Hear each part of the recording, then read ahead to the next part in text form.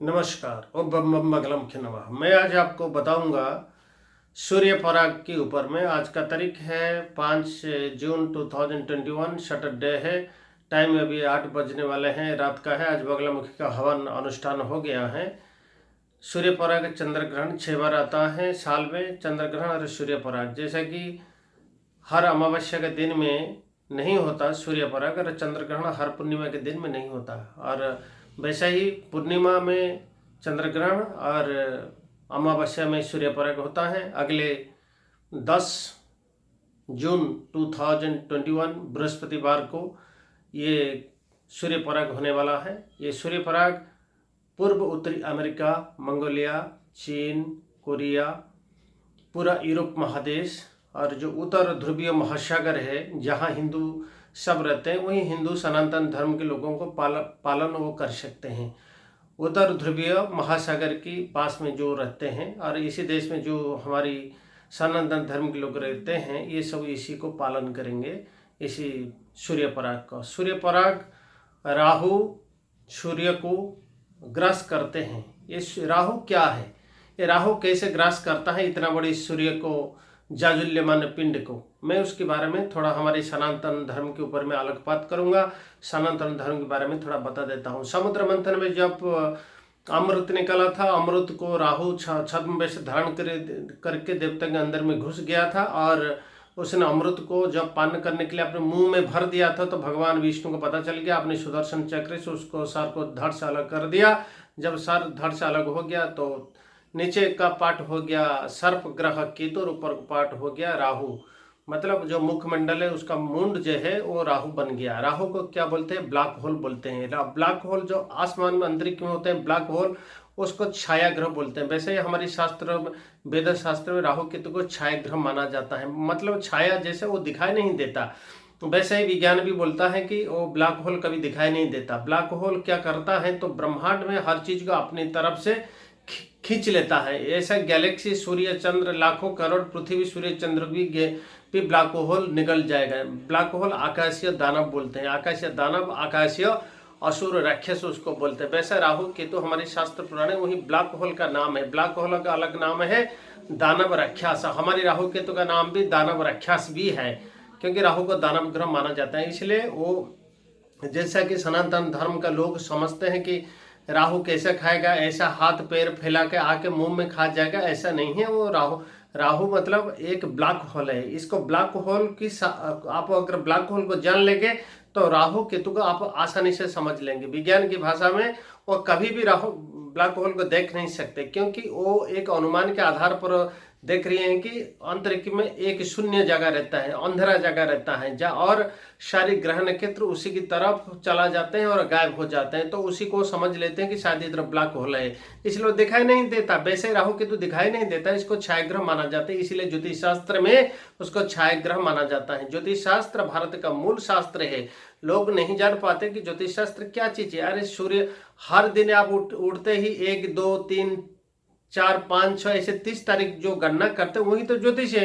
हर दिन अब नवग्रहों के नाम लेते हैं। आज आदित्यवार है, आज चंद्रवार है, मतलब सोमवार है, आज मंगलवार है, आज बुधवार है, आज बृहस्पतिवार है, आज शुक्रवार है, आज शनिश्चर है। ये तो बार जो आप लेते हैं जो क्रमिक है ना, ये सब ज्योतिषीय गणना है। अब हर दिन ज्योतिष शास्त्र के आधार पर चलते हैं और हर दिन ज्योतिष को नंबर पर लेते हैं, तिथि मुहूर्तों को देखते हैं, फिर भी अब ज्योतिष शास्त्र को समझ नहीं पा रहे। यही तो बड़ा विडंबना है हमारी सनातन धर्म की। हर ठीक है, मैं फिर कभी ज्योतिष शास्त्र के ऊपर आपको समझाऊंगा। अभी आपको मैं समझाता हूँ राहु के तो कैसा खाते हैं, सूर्य देव को ग्रास कर जाते हैं। ये जो 10 तारीख जून को आ रहा है, तो इसी दिन में क्या होगा ना, सूरज को राहु निगल लेगा। मतलब एक छाया ग्रह, एक ब्लैक होल आएगा, ब्लैक होल के सामने राहु चला जाएगा, वो उसको निगल लेगा।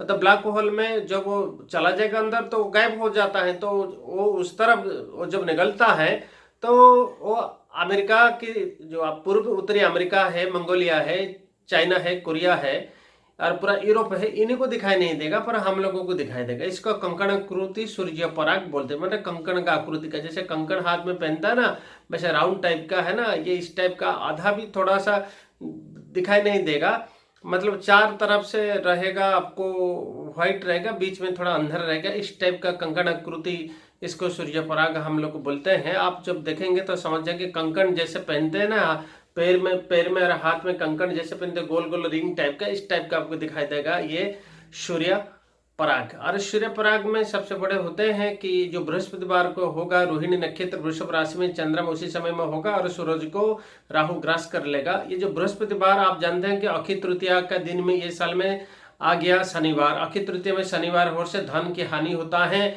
देश में लक्ष्मी च्युत हो जाता है, धन के अभाव होता है, धन, कृषि, वाणिज्य, व्यापार इसमें थोड़ा कमी होता है और धन के अभाव होता है। शनि लक्ष्मी आपस में बैर रखते हैं, इसलिए शनिवार में अक्षय तृतीया लक्ष्मी की तिथि माना जाता है। इसलिए ये साल में अक्षय तृतीया में शनिवार आया, फिर बृहस्पतिवार में आ गया सूर्य पराग। ये अच्छा संयोग नहीं माना जाएगा, क्योंकि ये जो है, और वैसे ही उसी दिन का जो राशि नक्षत्र रहता है रोहिणी नक्षत्र वृषभ राशि, जो कि भगवान कृष्ण की है, इसलिए धर्म की हानि होगा, क्योंकि धर्म ग्रह स्वयं बृहस्पति है और फाइनेंस एडमिनिस्ट्रेशन ग्रह, इसलिए एडमिनिस्ट्रेशन का अच्छा नहीं रहेगा, धर्म की हानि होगा।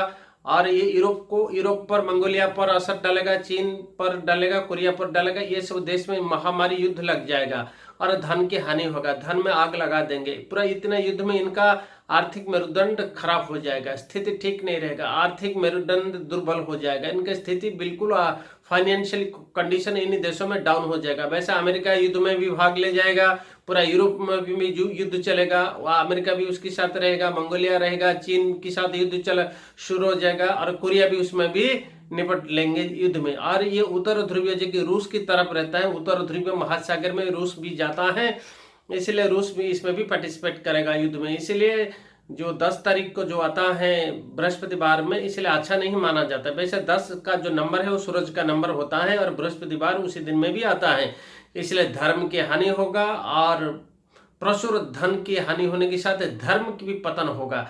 और ये जो बृहस्पति धर्मकारक ग्रह होते हैं, धर्म माना जाता है। और ये जो होते हैं जवन जो होते हैं, जैसे कि ये सब धर्म में हमें इसको जवन मानते हैं और इन्हीं को शूद्र मानते हैं, जवन मानते हैं, म्लेच्छ मानते हैं, और इन्हीं का पतन हो जाएगा, इनको नाश होने का समय आ गया है। जवन का नाश, जवन का पतन अभी शुरू हो जाएगा, इनको नहीं बचेंगे लोग, आपस में युद्ध लड़ेंगे और ये मर ही जाएंगे। जो मुसलमान जवन होते हैं ना, आपस में युद्ध लड़ेंगे और मर ही जाएंगे, और अमेरिका इसको मार देगा, खत्म कर देगा, क्योंकि अमेरिका बहुत पावरफुल होता है और ये जवन के ऊपर में पहला असर डालेगा, मुसलमान के ऊपर में पहला असर डालेगा ये सूर्य पराग। इसलिए ये जो होता है लेबानन जो होता है, और जो फिलीपाइंस है, और पास में रहता है इजराइल इतना बड़ी बड़ी बमों की वर्षा भी करेगा, उसके साथ युद्ध में सारे मुसलमान कंट्री मिल जाएंगे, अमेरिका भी मदद करेगा इजराइल को, और इजराइल में इतना पावर ताकत आ जाएगा, क्योंकि इजराइल आप जानते हैं वो एक, उसकी जो राष्ट्रीय ध्वजा है उसमें 6 कोण वाला एक ठो रहता है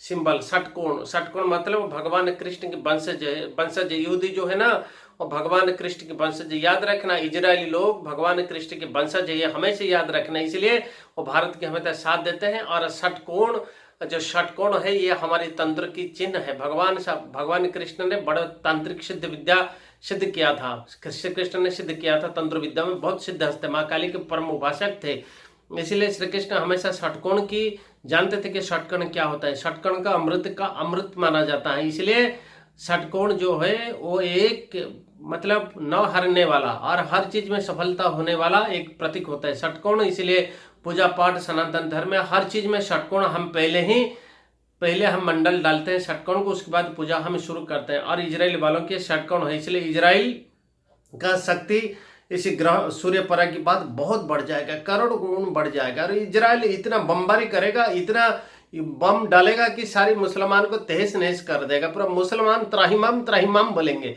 अभी इजराइल का शक्ति पूरा फुल पावर देगा ये जो सूर्य पराग आता है, क्योंकि उसी दिन में बृहस्पतिवार भी आता है और 10 नंबर आता है। 10 नंबर जो आता है 10 जून को, ये भगवान कृष्ण की नंबर है, इसलिए भगवान कृष्ण पूरा साथ देंगे युद्धियों के साथ, मतलब इजराइल के साथ में कृष्ण रहेंगे पूरा, अपने सुदर्शन चक्र से पूरा समाप्त करेंगे ये जवन मुसलमानों को। जवन मुसलमान का खत्म होने की समय आप नोट कर दीजिए, 10 जून से शुरू हो जाएगा इनका विनाश, इनका मौत का तारीख शुरू हो जाएगा। लाखों लाखों करोड़ मुसलमान को पूरा आग में जला देगा ये जो इजराइल है। इजराइल बहुत पावरफुल ताकतवान बन जाएगा, दुनिया का सबसे पावरफुल देश इजराइल भी बन जाएगा। हाँ, आप सनातन धर्म जो है, हम लोग जो रहते हैं भारत में, हमारे लिए कोई बात नहीं, क्योंकि हमको दिखाई नहीं देगा, इसलिए हम पे राहु केतु का पूरा आशीर्वाद रहेगा। मोदी जी शासन में राहु केतु सब उनको मानते हैं, क्योंकि मोदी जी एक भगवान है, मोदी भगवान है, इसलिए राहु केतु देखिए, ग्रहण उधर पराग उधर होता है, यहाँ पर कुछ नहीं है। साल में जितना ग्रहण पराग आता है सब उधर ही चला जाता है देखने के लिए। हमारे भारत की तरफ किसी भी अशुभ प्रभाव नहीं पड़ता, क्योंकि ग्रहण पराग हमेशा अशुभ माना जाता है, क्योंकि राहु हमारे देवता जो सूरज और देवता जो चांद है, क्योंकि चांद सूरज के बिना पृथ्वी में जीवन संभव नहीं है। इसलिए जब भी ग्रहण पराग आते हैं, जीव जगत पे संकट आता है। पृथ्वी भारत पर कुछ भी असर इसी साल में नहीं है। जो असर है यूरोप पर है, अमेरिका पर है, रूस पर है, और चाइना पर है, और कोरिया पर है, पूरा यूरोप को तहस नहस कर दिया, क्योंकि सारी ग्रहण पराग का असर यूरोप पर आ जाता है। इसलिए हमारी भारत के लिए कुछ नहीं है। हमारी मोदी भगवान है, मोदी हमको बचा लेंगे। देखिए, ग्रह राहु केतु भी मोदी जी को भी मानते हैं, सारे भगवान भी उनको रेस्पेक्ट देते हैं। तो हम तो मनुष्य है, इसलिए जब तक हमारी भगवान नरेंद्र मोदी है, तब तक हमारी राहु केतु ग्रहण पराग कुछ भी असर हम पर नहीं हो रहा है। देखिए कितना सही समय पे हम चल रहे हैं, भारत के लिए एकदम सही, राइट, सुवर्ण। ये जैसे सोने का भारत था, अभी सोने का भारत बनने जा रहा है। इसलिए राहु केतु सब इस पर नजर नहीं डाल रहे, जितने बुराई ग्रह है सब उस पर जा रहे हैं, भारत पर कुछ नहीं है। क्योंकि भारत का जो असली सनातनी जो है, 100% सत्य सनातनी जो है, वो है नरेंद्र मोदी, वो है योगी आदित्यनाथ, वो है अमित शाह। ये सब सत्य सनातनी 100% है। इसलिए और सनातन धर्म जहाँ है, राहु उधर भी रेस्पेक्ट देते हैं उनको, अपने आशीर्वाद देते हैं, शनिदेव देते हैं, केतु देते हैं, रवि, चंद्र, मंगल, बुध, बृहस्पति, सारे 9 ग्रह उनमें कृपा दृष्टि रखते हैं। इसलिए भारत में जब तक मोदी है तब तक सनातन धर्म आगे बढ़ेगा और कुछ भी बुराई असर हम पर नहीं पड़ेगा। इसलिए सत्य सनातन की अभी जय गान शुरू हो जाएगा 10 जून से, बृहस्पतिवार को। ये सत्ययुग का शुरुआत का तरीके याद रखिए, सत्ययुग का शुरुआत तरीके 10 जून से पूर्ण रूप से शुरू होगा, और मुसलमान और जो जवान म्लेच्छ उनकी संहार का तरीके 10 जून से घोर संहार होगा, घोर संहार होगा। इतना संहार होगा आप सोच भी नहीं सकते, क्योंकि जहां देखेंगे वहां श्रृगाल और श्वान, मतलब कुत्ते और जो श्रृगाल होते हैं, वो सब वो भी नोच नोच के खाएंगे सब डेड बॉडी को, लाशों ऐसे बिखर पड़ेगा इजराइल की बमों की मार से, और भयंकर युद्ध और वित्पात शुरू हो जाएगा इसी सूर्य पराग से। इसलिए सूर्य पराग हमारे भारत के लिए सुवर्ण युग का शुभारंभ है, सत्य युग का शुभारंभ है, और सत्य सनातन धर्म का पहला जो भित्ति प्रस्तर, जो पहला शुरुआत है 10 जून बृहस्पतिवार को शुरू होगा। रोहिणी नक्षत्र और वृषभ राशि, जो कि भगवान कृष्ण का जन्मदिन है। भगवान कृष्ण का जन्मदिन भी कृष्ण का वही है, जो जन्माष्टमी में जो था रोहिणी नक्षत्र, वही आ रहा है 10 जून को, ठीक पराग के समय पे। इजराइल हमारी साथ देंगे, इजरायली, क्योंकि इजराइल कृष्ण की वंशज है, और इजराइल हमारी साथ रहेगा। भारत इजराइल को लेकर आगे धीरे धीरे बढ़ता रहेगा, और भारत के आगे इजराइल रहेगा, भारत पीछे रहेगा। भारत को थोड़ा सी आंच भी आने नहीं देगा इजराइल। ये है इसी पराग, सूर्य पराग का फल है। इसलिए हमारी सत्य सनातन धर्म का अभी नया युग शुरुआत हो रहा है 10 जून 2021 बृहस्पतिवार, रोहिणी नक्षत्र, वृषभ राशि में। आज मैं अपनी वाणी को विराम देता हूं, रहता हूं। नमस्कार।